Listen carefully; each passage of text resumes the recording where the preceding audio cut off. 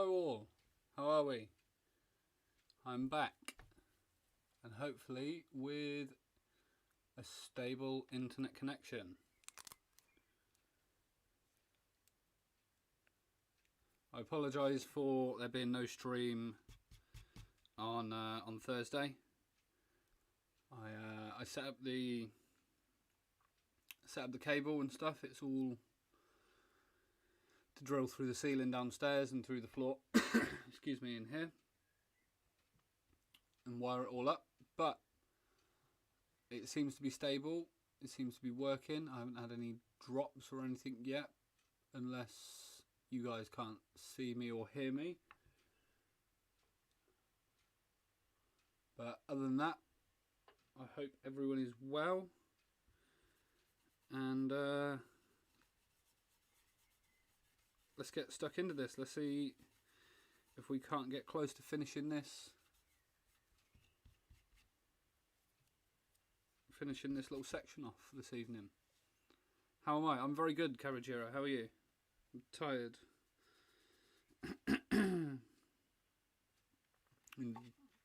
Travelling day today. But let's get going.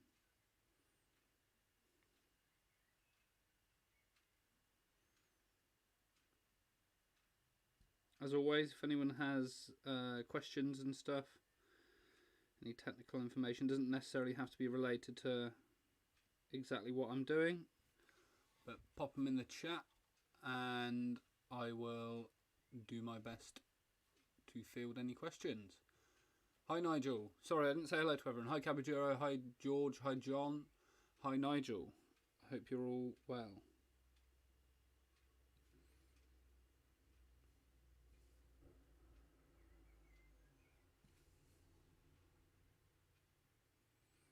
I haven't done any real carving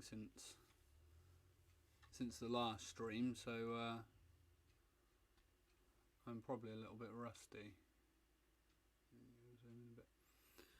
I've got a ton of tests and stuff to do, printing tests and things the next day or so, testing the yellow pigments you saw me grinding a couple of streams ago. So I'll be testing all them in preparation to start test printing the avatar print. Then once I'm sort of satisfied with that, Jed's satisfied, and we sort of move on, I'm in the test printing, that's when I can get really stuck into the Patreon print. So I can finish up the tracing on that, because the deadline is coming up and there's quite a lot of work to do.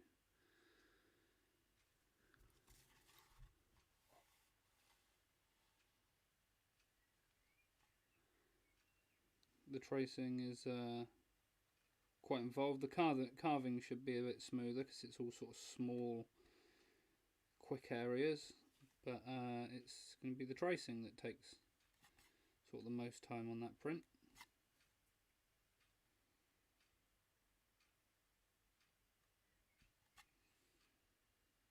But I'm really excited to get carving on it. It'd be a really nice way to sort of bookend this first Patreon series.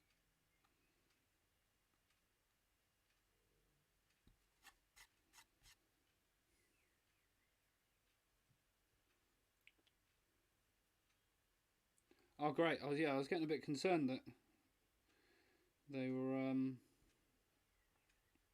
moving out a little bit slow and stuff, but that's great news that you got it through, George.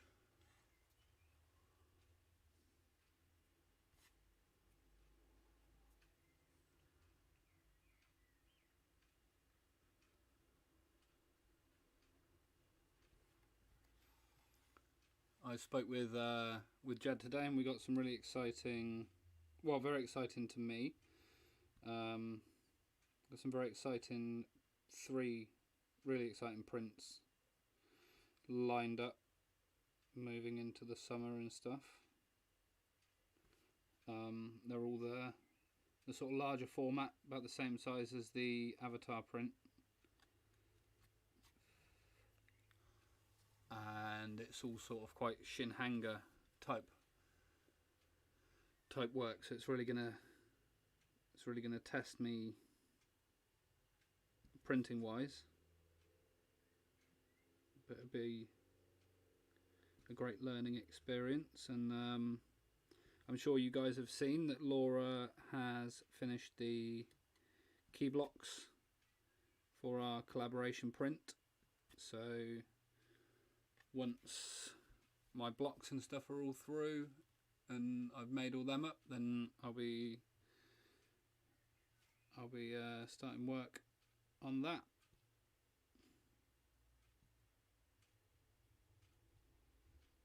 I think we'll probably do some sort of live stream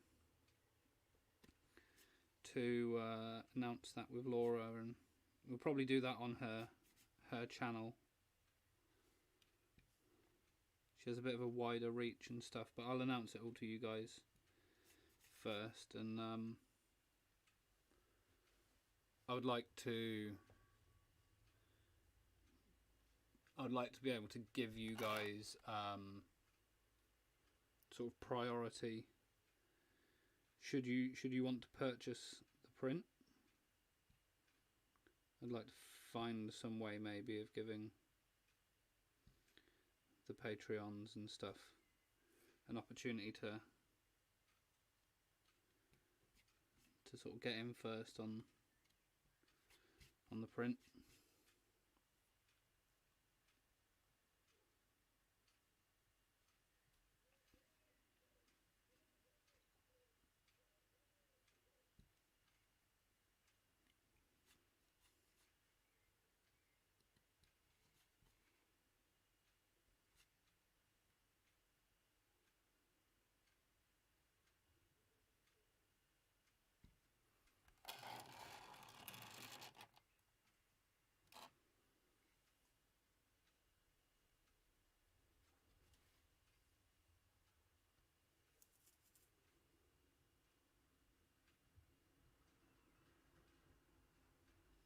George, I saw your post on the Facebook group. Your print's looking really great. I wish I could get carving work done as fast as you do. So when are you working on colour blocks and stuff now then, I assume?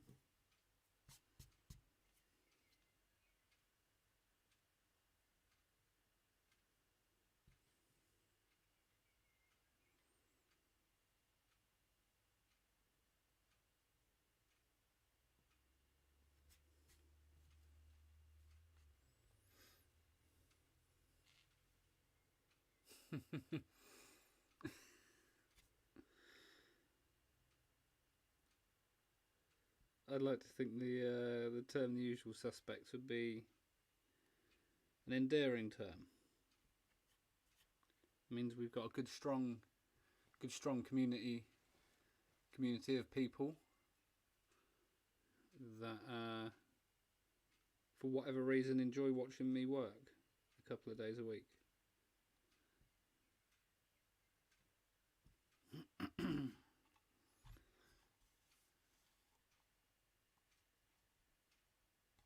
Oh, so you've got a workbench full of work then, George.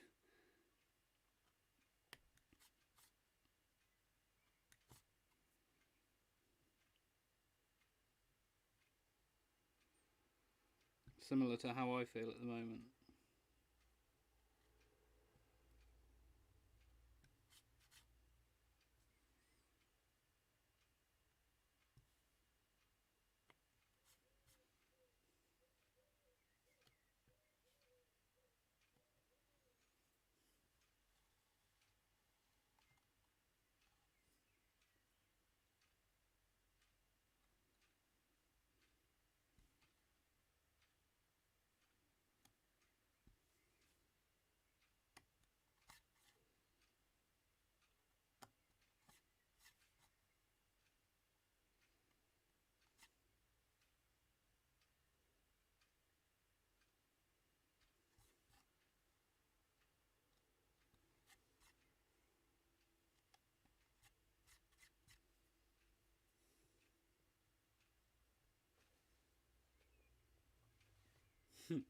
Okay, you have a couple of tables full of work then.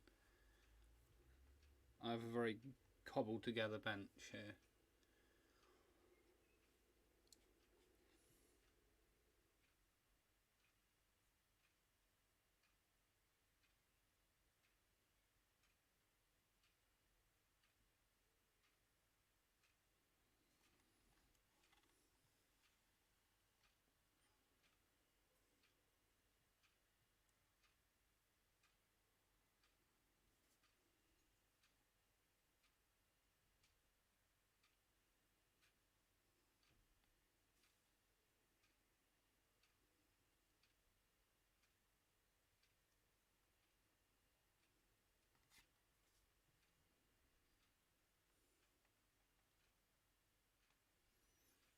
Oh, okay.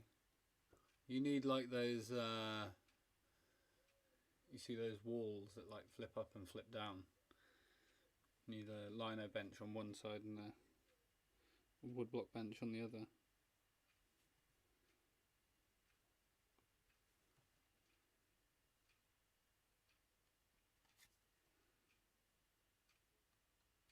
My room is like continuously in a semi-messy state. Hello, Lucy.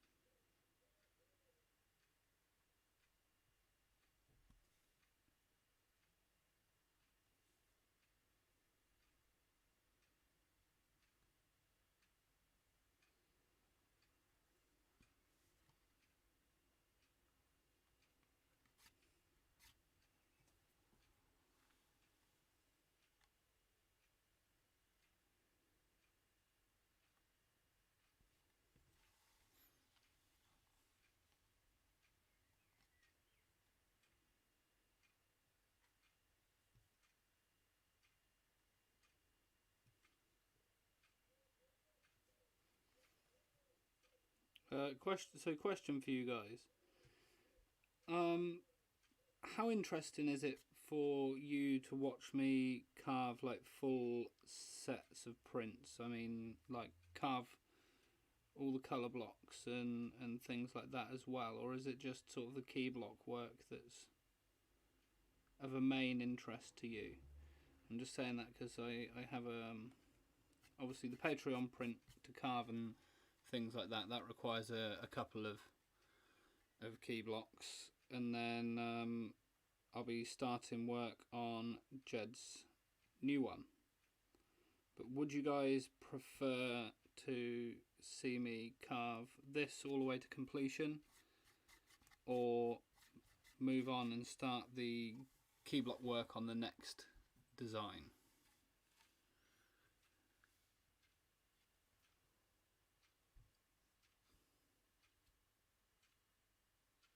Oh, that's very kind of her. Yeah, I have a single bedroom that I work in, so sort of it's very hard to keep clean. So I tried to sort of split it off into sections and have this is sort of the dirty side with all the wood chips and mess and stuff, and then I try as much as possible to keep the printing side a bit more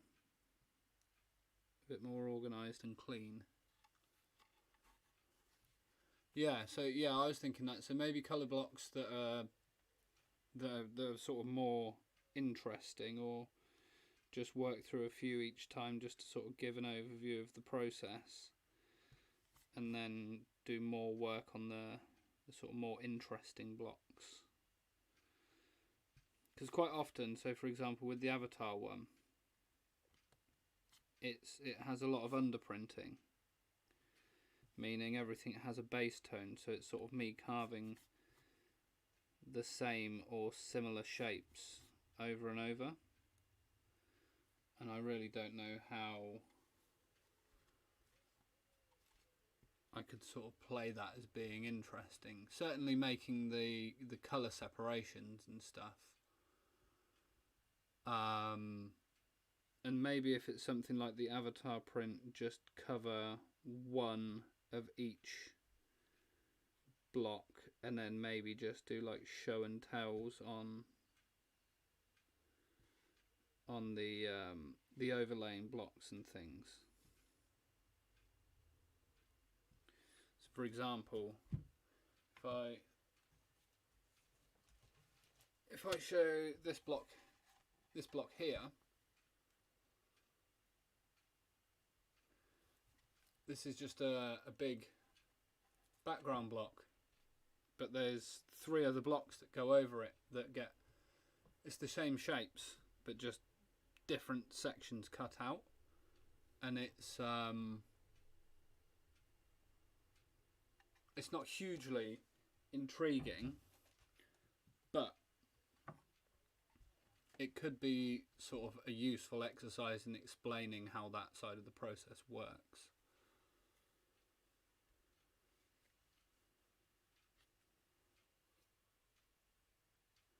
Yeah, I like showing the process, and maybe I'll the next, so for this print I will do a stream of me doing the entire separation process, of me printing out each one and actually working out the separations and stuff, and working out how many blocks I need.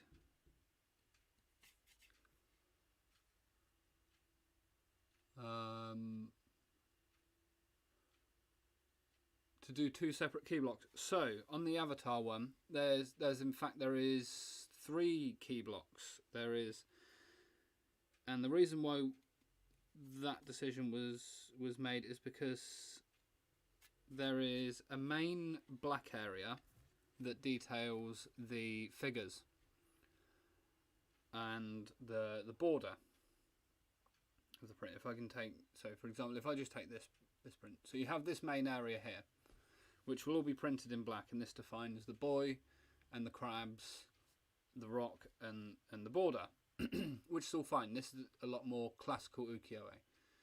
With the avatar design, there is a main key block area that defines the figures, the saddle in which they're sat on, and the darkest features of the flying bison that they're riding on. Then for the fur of the bison that sort of gives its outline, if we were to print that in black, it would be way too harsh. So that hair block will be printed in a sort of medium tone, sort of grey brown colour. Then the clouds in the background are orange, and again, if we were to print them in black, it would be way too stark a contrast to have these nice delicate orange clouds with a really heavy black outline. It would sort of look a bit jarring. So we have 3 key blocks, and sort of the print is then treated in 3 as the print is sort of treated as 3 separate designs. So you have the main area that's outlined by the black key block, the bison creature that is then outlined by the and all of it, that its features will be bound to that brown block. Then the background is mostly the main features are bound by the orange block that then are housed inside the border and the binding edges of the previous 2 key blocks. So it sounds a lot more complicated than it is, and it can be very complicated. I'm just sort of very fortunate in the fact that almost all of Jed's designs require multiple key blocks, so it's more just a case of that's how I've sort of grown up, so to speak, with learning to make prints, is doing them like that. So it's sort of become a little bit more second nature to me to produce a print like that, and it's been a bit less of an issue than it may have been if I hadn't have sort of trained in that way.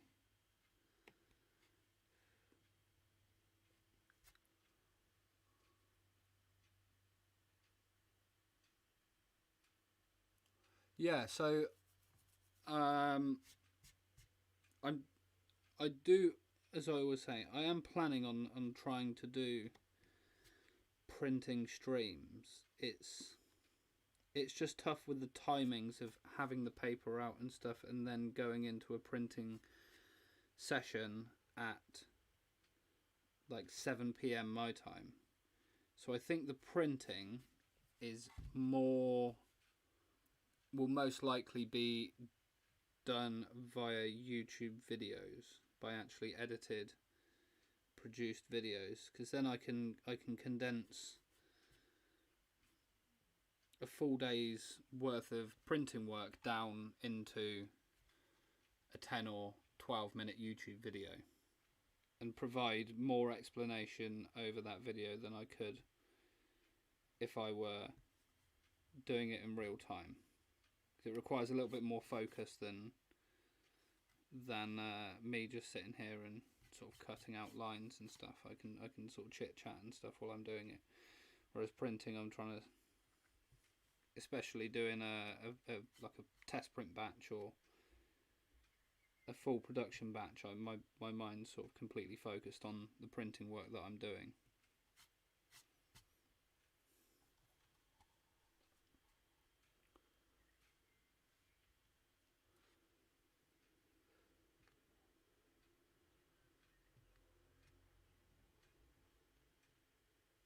And you'll definitely see a lot more of that when I do Laura's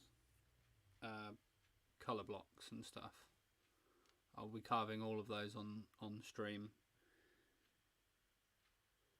and doing YouTube videos of the printing process, because it's such a different way of working. Because I'm producing blocks that are made from a lino key block, so it's not it's quite a unique situation to be working across the two. Just lost where I was.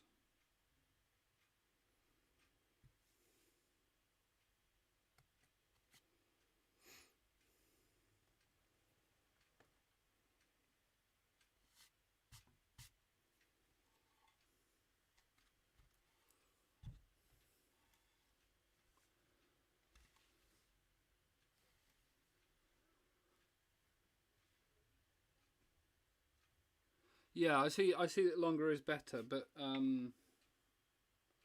sort of just a video of me printing 64 of one colour is not quite as interesting. So maybe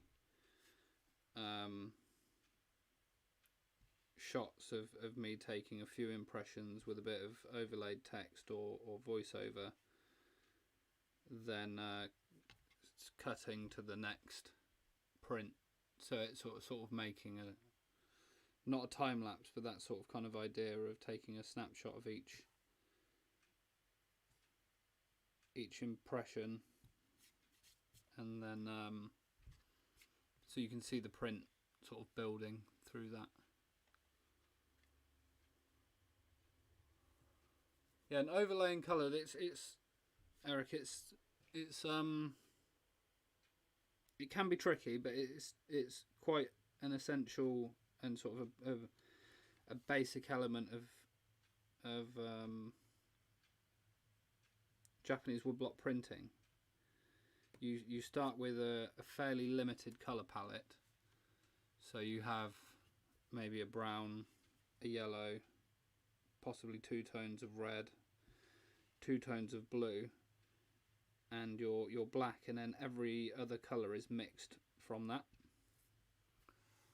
And you can do that with, so for example, an orange, you could print your yellow base tone, in the example of the avatar print, we'll have a yellow base tone that then has red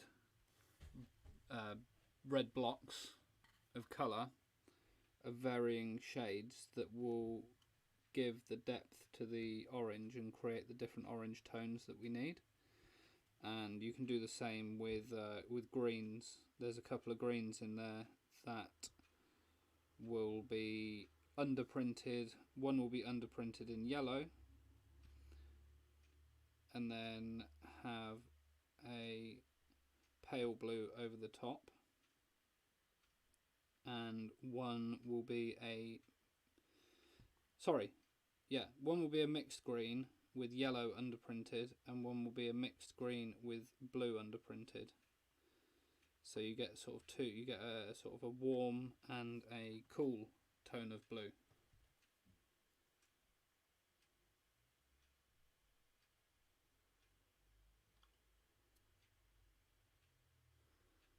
That's very kind of you, Derek. Thank you very much. And I haven't noticed. I apologise if you've been in the stream before. I haven't noticed you. So welcome, and thank you very much for your comment.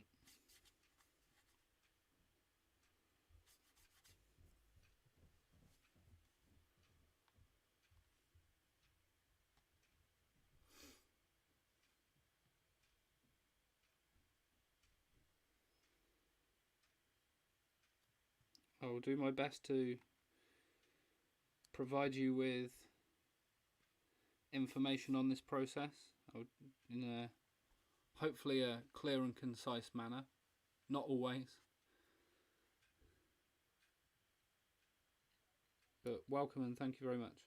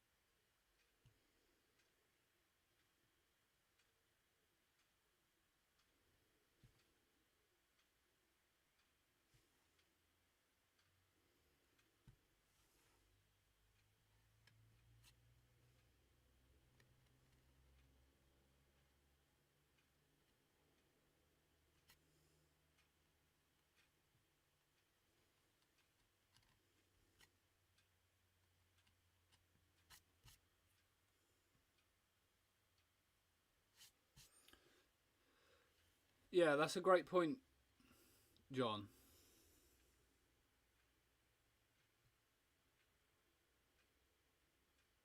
Perhaps what I could do is just set the camera up and just work my normal times, and if anyone drops in, they drop it in and they get to see the process. But more importantly, that whole block of work will be captured and then uploaded to YouTube as just one uncut piece of content. I can then take that raw footage and cut it down to something more produced for people that don't necessarily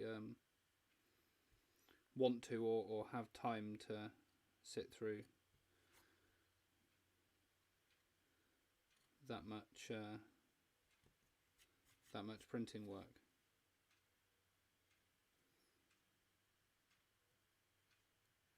That's a good point, actually.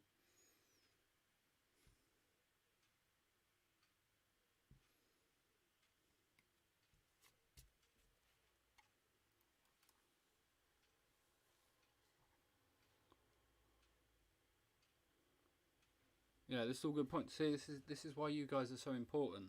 This is why I need you guys. You all have great ideas, and you come with a different different perspective.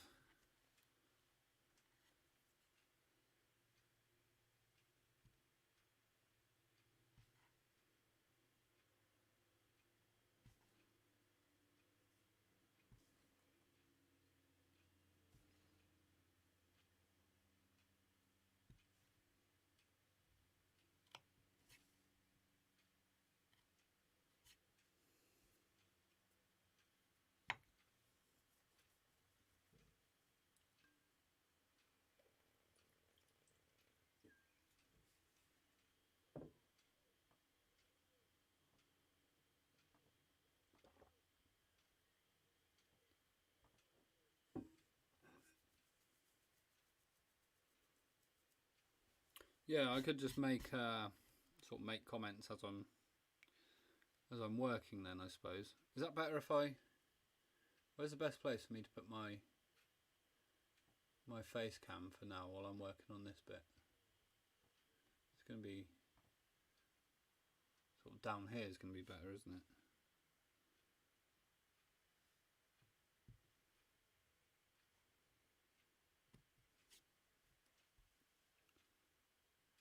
Yeah, that's better.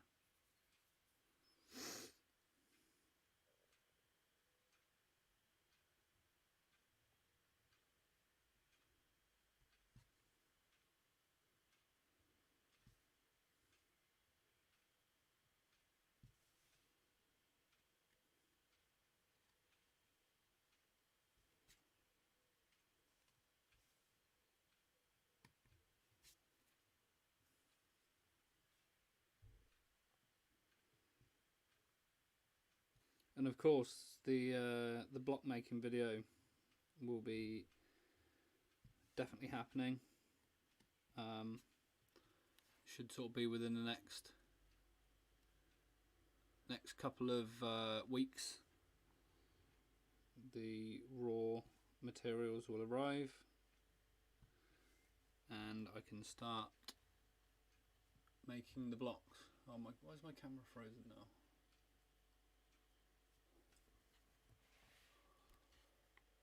Oh, so we have internet, but camera has frozen. Right. How do we do this? We unplug. We plug back in. Camera comes on. Select different camera. Select main camera. No.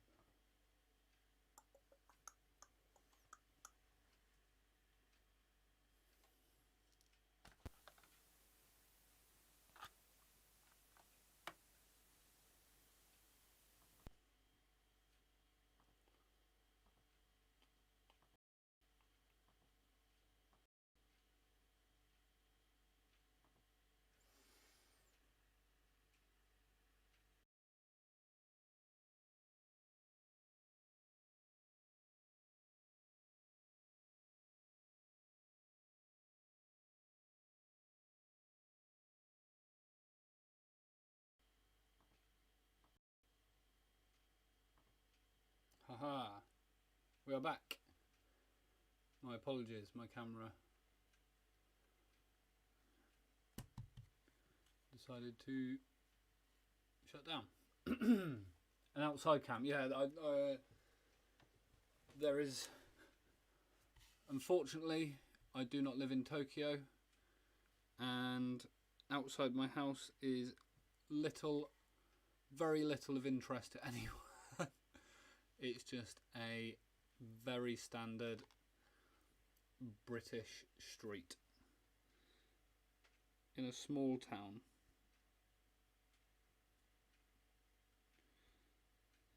You would see a tree outside the window and my neighbour's house.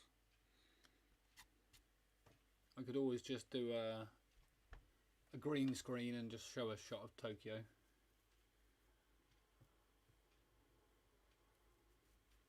Yeah, I agree. That's sort of that's when I have the most amount of fun. When someone comes in with sort of a slightly more obscure question, that we're then able to sort of expand upon, and that almost becomes the theme of the whole live stream is that one question, and me actually carving and working is sort of a backdrop to all of that.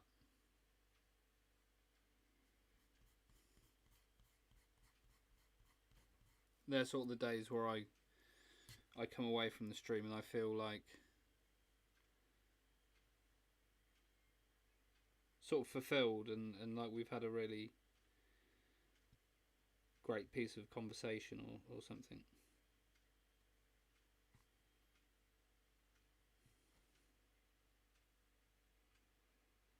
Because me sat here carving this is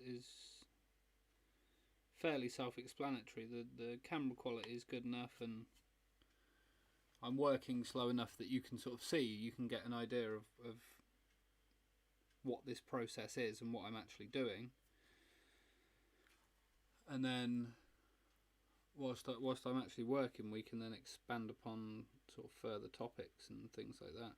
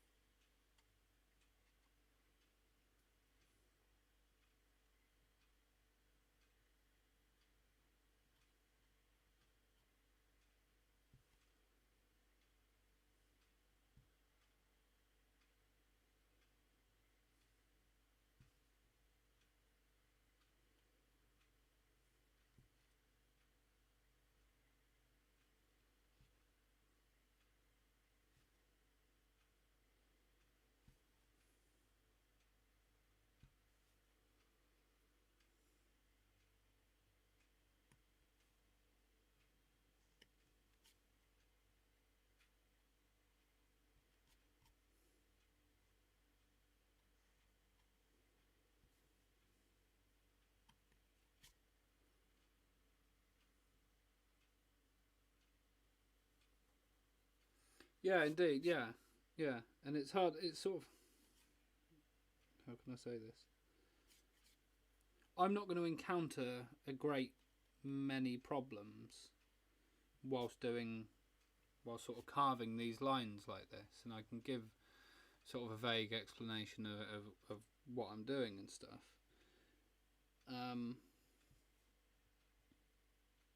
What really sort of interests me is sort of the varied ways other people are working, and sort of how they're going about a certain process, and then they might ask a question, and it sort of gives me pause for thought and allows me to sort of look at it in a different way and try and help solve that issue. And you guys have always been great for that. You always ask great smart questions anyway.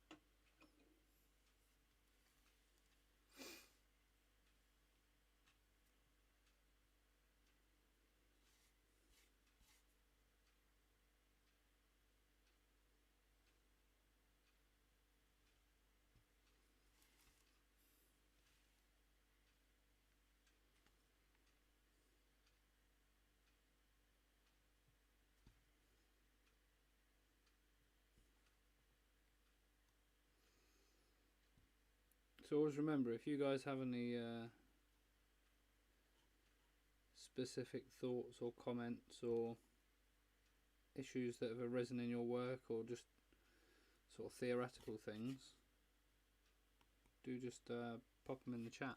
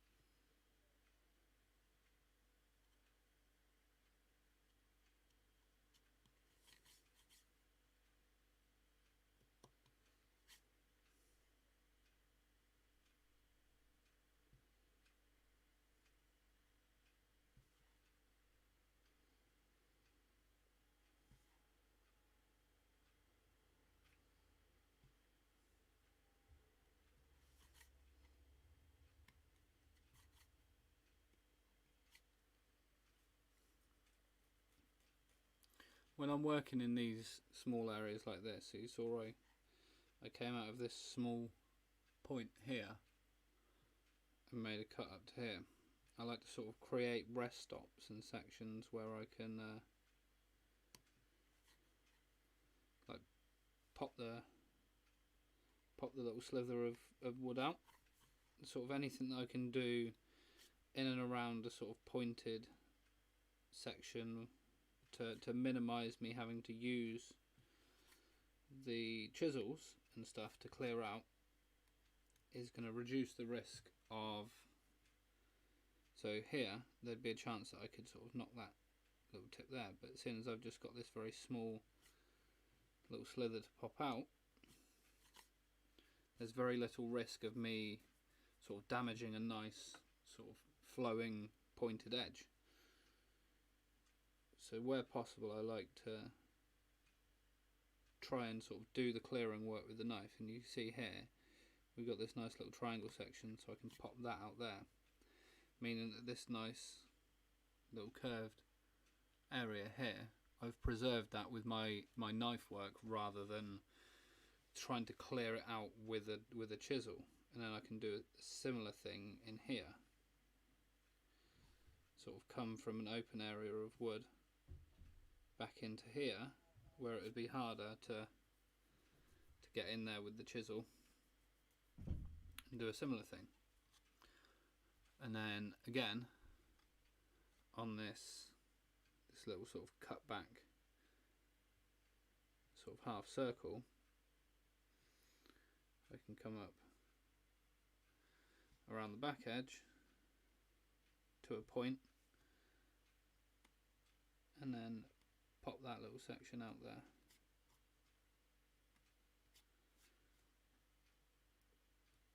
And it just creates less awkward work with the chisel and just allows me to, again there, so I'm aiming to just sort of have this one little slither of wood, this one tiny little bit to just pop out with the chisel, and it makes my life a lot easier and lessens the risk of damaging any areas.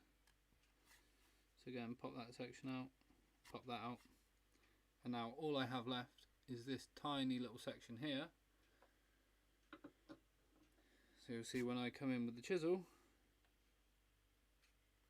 it's very simple, easy work to just pop that out, get rid of it, and there was no risk at all of damaging any of the nice sort of features of that line, if that makes sense.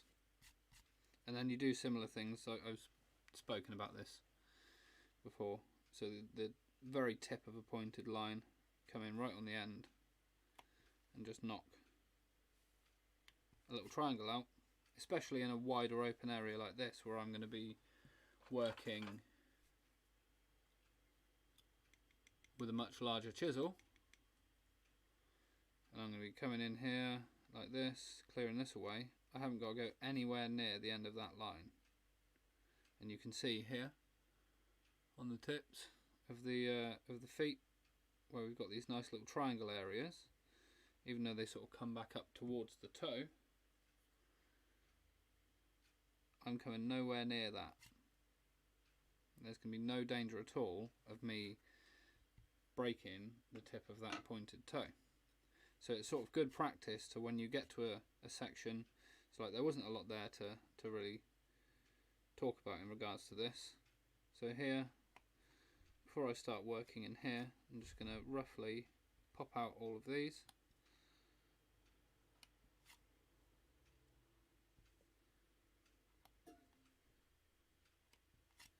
It also sort of notifies your brain when you're working, oh, okay, look, there's a little point there, and when I come to carve this line, so for example, if I just show, if I show this one just here, well, this one's nice and pointed, I'll show this one. This one's got a nice little curve on it. So I pop my little triangle out. Then when I come to carve, I can start carving in this space. So I'm already starting to feather the tip of that off into a nice fine point. So I start in this open space that I've just popped out, come back, so I carve along the line as normal. Let's just pop that section out. Then when I come back down here, I've already created a nice space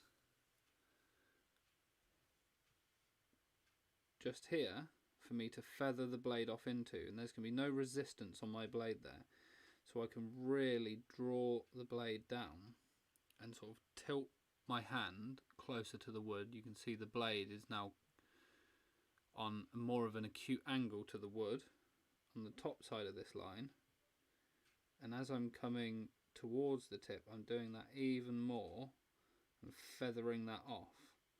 And if there was a piece of wood there, me bringing the blade down as I'm getting close to that tip would be putting a lot of strain on the tip of the blade, and there would be a high likelihood that I would chip the blade. But by doing that, I'm then able to feather the tip, the very tip of this line off into a really fine point. And it's very small things like that that will really add a lot of they always call it taste. I'm not really sure about that word, but they say it will always add a lot of taste to your carving, and your prints will be tasteful, and you'll be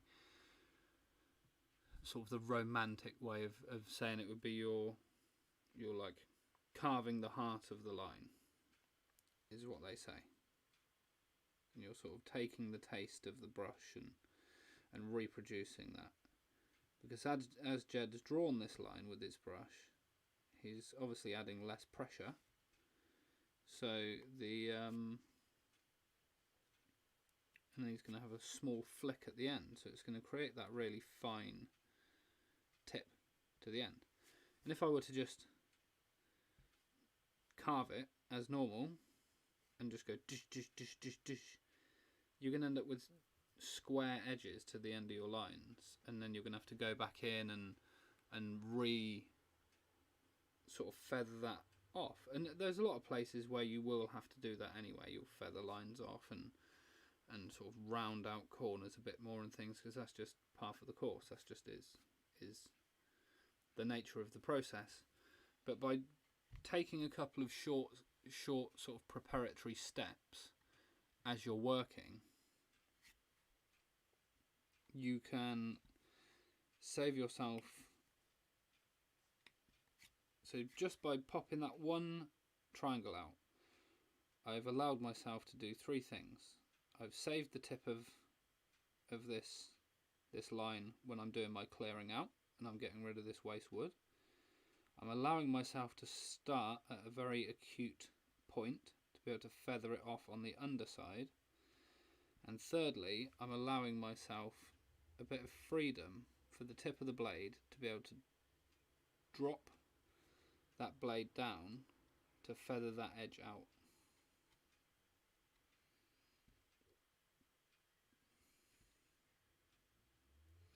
And sort of that in a much more refined manner. See, as I'm saying that, I've just broken the tip of my blade.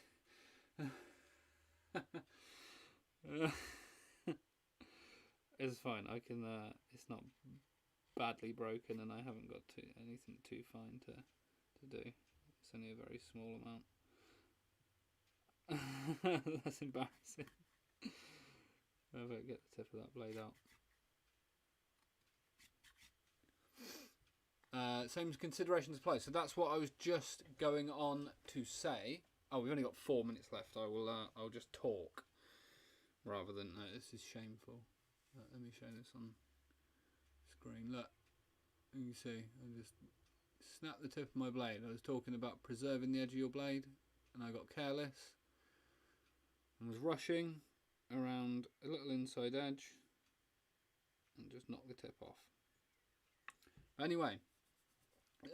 Yeah, so the same. It's very slightly different. It's a bit more refined. It's quite hard to explain with hair carving, and I by no means am I any good at hair carving. I've only ever tried it a couple of times, and never on like a production print. Dave, I'm not sure. Yeah, I'll do that in a second. I'll do a quick lesson in a second. So Dave has. Someone will be able to say there is definitely a stream where Dave went very in depth on this. I'm not sure if the stream is archived, but there is definitely a couple of videos on Dave Bull's his YouTube channel that he outlines the process for carving the hairs. Essentially, you're carving a little waistline in front of the hairs, and then you'll feather the tip of the hair off one side very slightly different to the other. And as you're coming down the hair, imagine that this here is the hair, and you're starting from one point, and I'll be quite exaggerated in showing it. So I'm coming down the hair on this side, and I'm sort of bringing it in there like that. Then when I come down the back side of the hair, I'm coming down, and as I get to the end, I'm tilting the edge of the blade over and sort of drawing it across, and it then creates a sort of if you can imagine the hair, if you're looking at it on a horizontal, it will dip off slightly on the end, and that then allows sort of an illusion to happen in that it looks like the hair is fading off to absolutely nothing, when it is actually very slightly curved downwards. You've sort of carved the top of the hair off, and that sort of creates a gradation in the actual printing. But Dave is the person to go to for that, and Dave has much better videos and explanations of that. I am by no means good at carving hair. It's something that I need to learn. It's something that I would like to learn.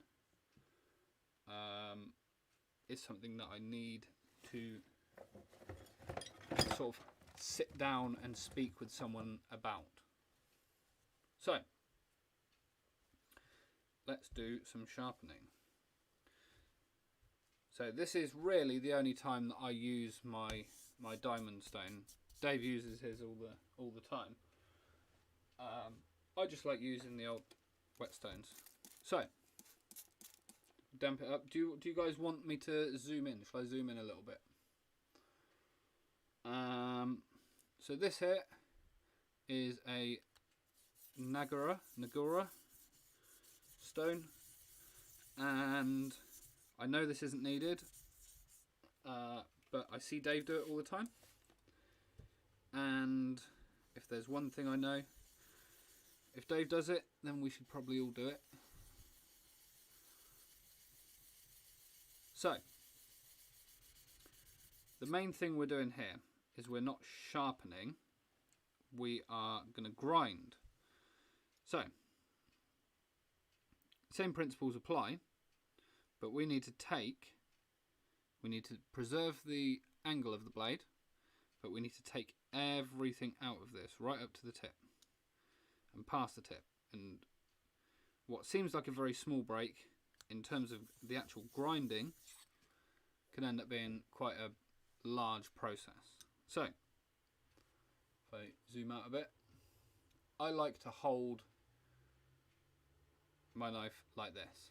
So my ring finger is keeping the pressure in to sort of the base of the muscle of my thumb.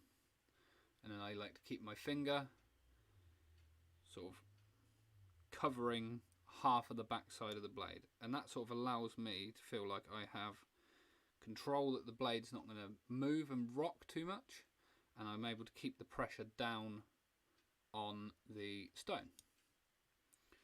So we'll hold it sort of tip of the blade pointing upwards, very slight angle to the stone, and if you're unsure, sort of rock up and down. And can I zoom in enough to show? You can see here the water being very slightly displaced. That is now how I know that that edge of the blade is flat on the stone. And it is just a case of rubbing up and down, keeping your hand locked in place, and it all comes from the elbow. You're not moving your wrist, the movement is coming in a soaring motion. So your forearm is locked, your elbow is locked, and it's a smooth movement. So if I stay zoomed out for a second,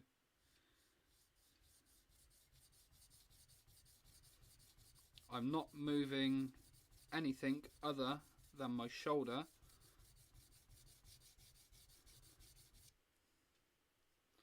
Sporadically check.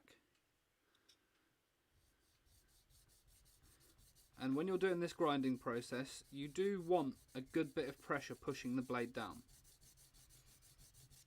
Because remember, we're grinding through this metal. We've got to grind through steel here.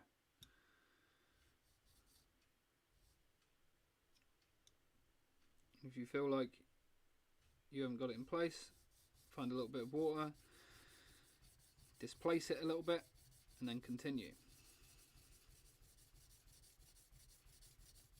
But the tighter your grip on the blade, on the handle of the knife,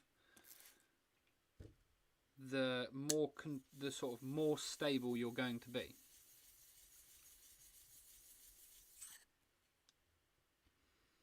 If you're sort of holding it loose, you're more likely to rock and sort of create like a wave pattern that's then going to grind the blade unevenly.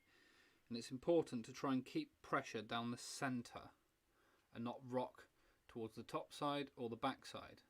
Rocking towards the top side is going to shorten the angle, rocking towards the back side is going to steepen the angle. And we're not looking to do that at the moment.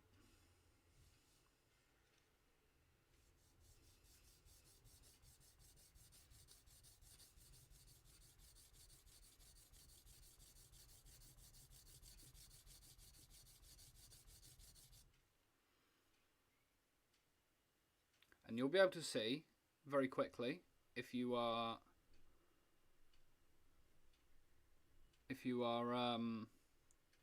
rocking too much either side, because you'll see parts of the metal become shiny first. If I was pressing too much here, this would be grinding down, or if I was rocking too far forward or something, then you would see a sort of new line. It'd be creating a new beveled edge, and we don't want a new beveled edge. We just want to keep exactly the same the whole way through.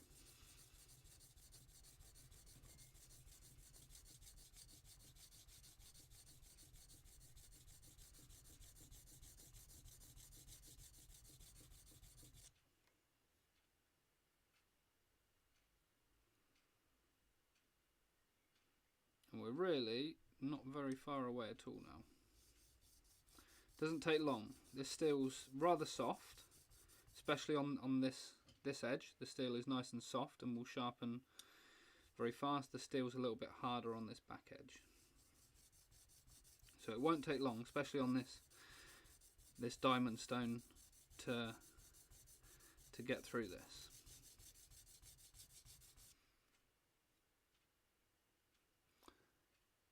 And you can see now this sort of shiny edge on the end. I've created a very large burr. You can see it on the back here. So now the grinding has been done.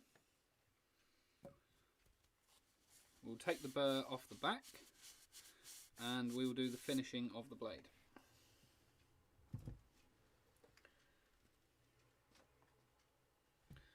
So I've got my very broken little back stone.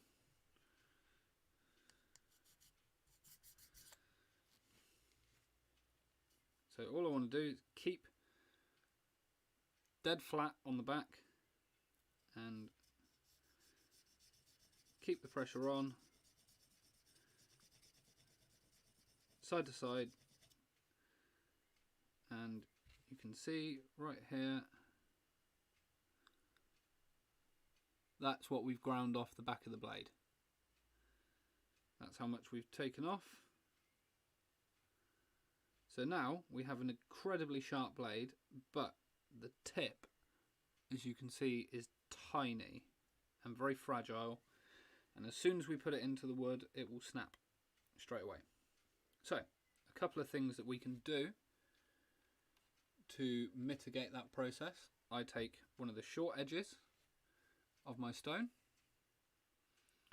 I take the blade up on the tip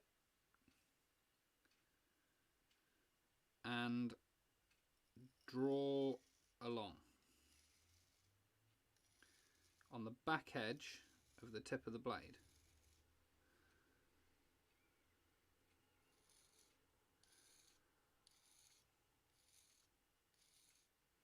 To take that very sharpest tip of the blade off.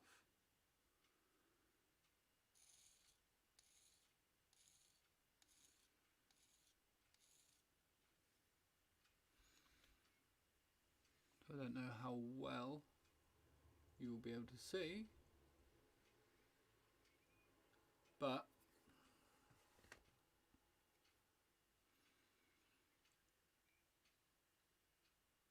can you see the very tip is slightly knocked back now on a very slight angle.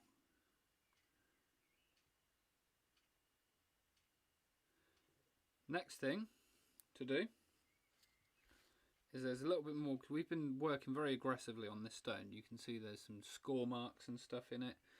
So what I like to do is go onto a smoother stone and just do a little bit of finishing. Exactly the same process as the grinding, but with less pressure. So we just, and it's very important on these natural stones to move across the whole surface of the stone. And this is sort of when it comes to a little bit of experience, because it's a lot harder to keep the blade stable and stop yourself from rocking when you're moving left and right. But if you don't, then you're going to end up with big gouges in your stone and you'll sharpen the blade unevenly, and you'll end up having to grind the stone back out a lot more often. So this is our final finishing stone. And this is very hard, very fine, and this is essentially just polishing the blade. So we'll start on the front side exactly the same as we've done the front side each time, just with a very light pressure, and we're just polishing now. We're just polishing the really final small burrs off the back of the blade. And you can see we're starting to get a really nice shine to the blade now. We're really polishing it. Okay, then what I do on the back is come up at a slight angle. So this is flat here. Come up maybe 5 degrees or so and just draw that back edge across.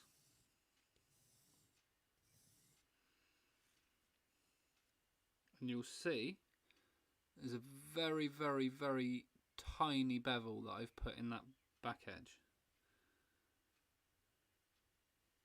And once we've done that, we can polish the back. And it's very important to keep the blade flat the whole time you're doing this side, because we don't want to lose the hollow grinding on the back. You can see here the hollow grind in the center and the areas that we're polishing either side. And a good way to then check your progress, to check if you're getting the burrs off, is just run your finger up the back edge, not down the blade, but sort of run the tip of your finger across the top one way, tip it across the other way. I can feel some more burrs on this side.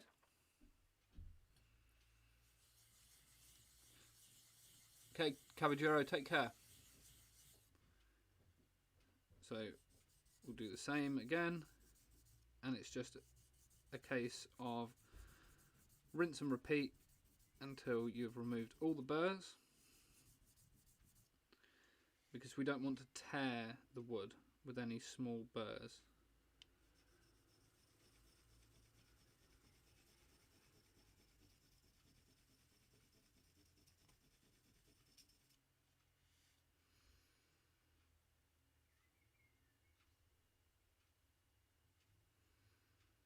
And there we go. We have one fixed and now very sharp blade ready to be put back into use.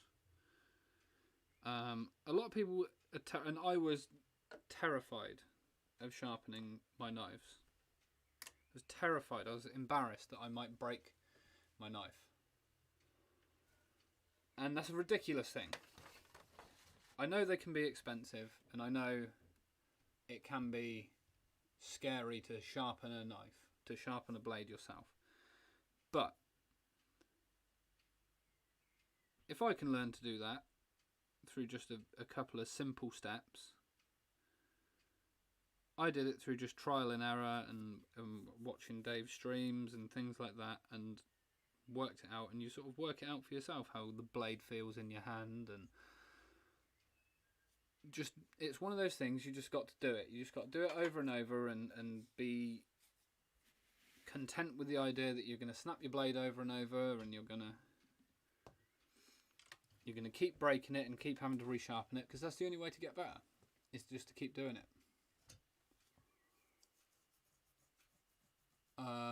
So I'm going to end up the stream. I will answer Derek's question. That will be the final question I will answer. Derek says, this is my first live stream. Thank you very much. With Barry Moser's work. I'm sorry, I don't know who Barry Moser is. I'll look him up.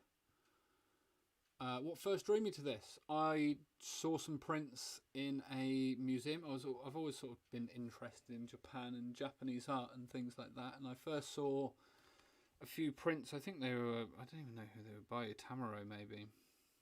Utamaro. A few prints in a museum. And they struck me as that I'd never seen anything like that before. And that sort of thought stuck with me for months and months and months. And I never did anything about it. I just researched them. Read books and stuff. I watched every single one of Dave's videos that were there. And I bought a sort of little do-it-yourself kit from McLean's. And hacked away at a piece of wood and stuff. And I just, as soon as I saw it, it was something just clicked inside. Something just clicked inside me that said this is what I've got to do. But it was just simply just seeing 3 prints sat on a wall and just being drawn to them.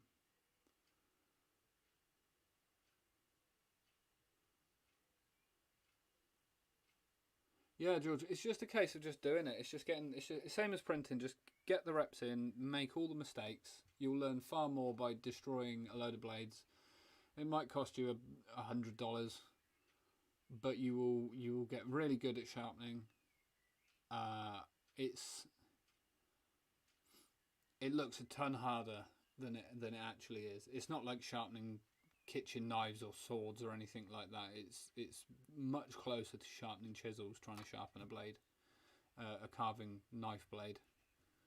You're working, half the work's done for you because you have a flat beveled edge to work from.